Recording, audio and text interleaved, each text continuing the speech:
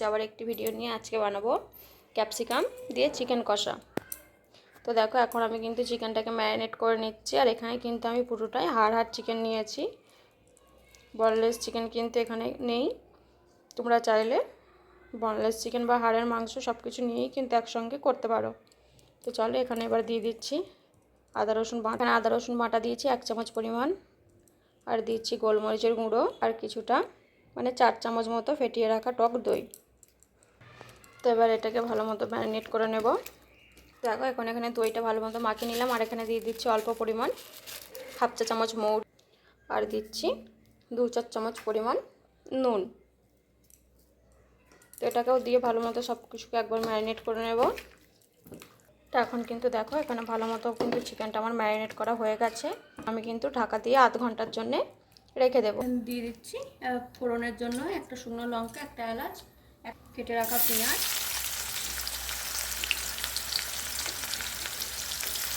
একসাথে ভালো মতো কষিয়ে নেব যতক্ষণ না কাঁচা গন্ধ আছে, ঠিক ততক্ষণ। খুব ভাজার কিন্তু এখানে দরকার নেই। তো পেঁয়াজটা ভাজার এখন যেহেতু সেন্টটা আসছে, তার জন্য এখানে আমি দিয়ে দিচ্ছি কেটে রাখা বড় সাইজের দুটো কাঁচা লঙ্কা কুচি। তোমাদের কাছে ছোটো থাকলে কাঁচা লঙ্কা গন্ধটা ছাড়ার পর এখানে দিয়ে দিচ্ছি কেটে রাখা ক্যাপসিকাম। আমি এখানে ছোটো সাইজের দুটো ক্যাপসিকাম নিয়েছি, বড় হলে এখানে একটাও নেওয়া যাবে। তো চলো এবার এটাকেও ক্যাপসিকামটাকে ভালোভাবে পেঁয়াজের সাথে নেড়ে নিচ্ছি যতক্ষণ না ক্যাপসিকামের একটা সুন্দর গন্ধ ছাড়ছে, আর যতক্ষণ না একটু কুক হয়ে। এখানে দিয়ে দিচ্ছি আদা রসুন বাটা ছোটো চামচ, তার 1.5 চা চামচ পরিমাণ ধনে গুঁড়ো।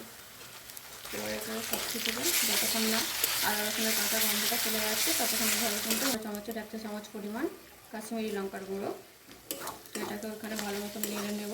আর গ্যাসটা কিন্তু এখন লো ফ্লেমেই রাখতে হবে, নাহলে কিন্তু মশলাটা পুড়ে যাবে। আর এখানে আমি হলুদ ব্যবহার করেছি ছোটো চামচের 1/2 চামচ পরিমাণ। খুব বেশি হলুদ কিন্তু আমি এখানে দেবো না। দিচ্ছি ছোটো ছোটো করে কেটে রাখা টমেটো।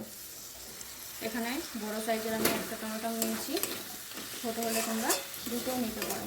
টমেটোটাকে কুক করে নেওয়ার জন্য এখানে আমি দিয়ে দিচ্ছি 1/2 চামচ পরিমাণ নুন। এখন ঢাকা দিয়ে দিচ্ছি 2 থেকে 3 মিনিটের জন্য। চলো 2 থেকে 3 মিনিট পর এখন এটা খুলে নিচ্ছি। আর টমেটোটাও কিন্তু এখানে ভালো মতো কুক হয়ে গেছে। আর দেখো মশলা থেকে কিন্তু তেলটাও ছেড়ে দিয়েছে ভালো মতো। তো এবার এখানে আমি দিয়ে দেবো ম্যারিনেট করা চিকেনটা।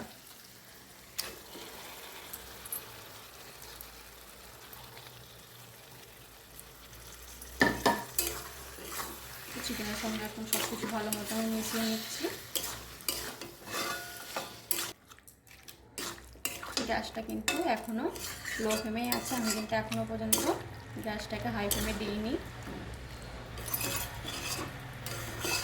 মাংসটা কষানোর সময় গ্যাসটা কিন্তু মিডিয়ামতে দিলেই হবে। মিডিয়ামে দেওয়ার পর এটাকে ভালো মতো কষিয়ে নিতে হবে।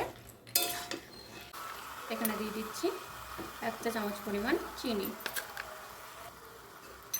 দিচ্ছি 1 চামচ পরিমাণ মৌরি। নেওয়ার পর কিন্তু এটাকে ঢাকা দিয়ে দিচ্ছি। তো চলো এখন ঢাকাটা খুলে নিচ্ছি। আর দেখো তেলটাও এখানে কিন্তু ভালো মতো ছেড়ে দিয়েছে। চলো আবার এটাকে উল্টো পাল্টা নেড়ে নিই আর একবার একটু লো ফ্লেমে। এটাকে 5 থেকে 6 বার আমি এইভাবে কষিয়ে নেব। জল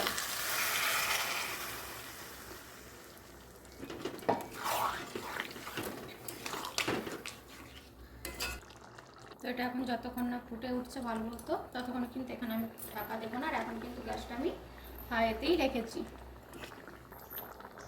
নুনটা একটু কমই ছিল, তার জন্য কিন্তু এখানে জল দেওয়ার পরে এখানে আর একটু নুন আমি দিয়ে দিয়েছি।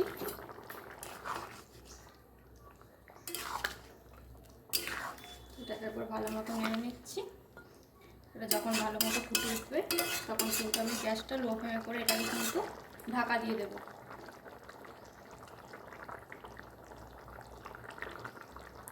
ভালো মতো ফুটে উঠেছে। এবার এটাকে আমি এখন ঢাকা দিয়ে দিচ্ছি 10 থেকে 15 মিনিটের জন্য লো ফ্লেমে।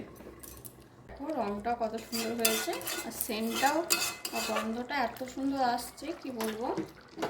তো এবার এখানে চলো এখানে দিয়ে দিচ্ছি চামচ গোটা জিরে ভেজে ভালো করে এটাকে ড্রাই রোস্ট করে নিয়েছি।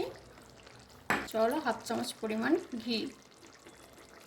ঘিটা কিন্তু এখানে অনেকটাই জমাট মতো বেঁধে আছে, তার জন্য এখানে এভাবে আমি দিদিটাকে ভালো মতো নেড়ে নেব। এখানে কিন্তু আমি অন্য কোনো কিছু দিইনি, এই ভাজা জিরেটা আর এখানে দিয়েছি 1 চামচ পরিমাণ ঘি। বাস আমার কিন্তু এখানে রেডি হয়ে গেছে ক্যাপসিকাম দিয়ে চিকেন কষা। তো ভিডিওটি ভালো লাগলে লাইক করবেন, চ্যানেলটাকে সাবস্ক্রাইব করে দেবেন, আর রেসিপিটি কেমন হয়েছে অবশ্যই কিন্তু কমেন্ট বক্সে জানাতে ভুলবেন না। চলে এবার এটাকে আমি কিন্তু এখন নামিয়ে নিচ্ছি, আর গ্যাসটাকে কিন্তু আমি এখন অফ করে দিয়েছি। তো এখন কিন্তু দেখো আমি একটা বাটির মধ্যে এটাকে ঢেলে নিয়েছি, আর দেখতে ঠিক কত সুন্দর লাগছে এখানে। তো এটা কিন্তু বাসমতি রাইস, পোলাও, যে কোনো কিছুর সাথেই কিন্তু এটা খুবই ভালো লাগবে, রুটি, পরোটা। তো আজকের মতো এখানেই শেষ, দেখা হচ্ছে আবার পরবর্তী ভিডিও নিয়ে।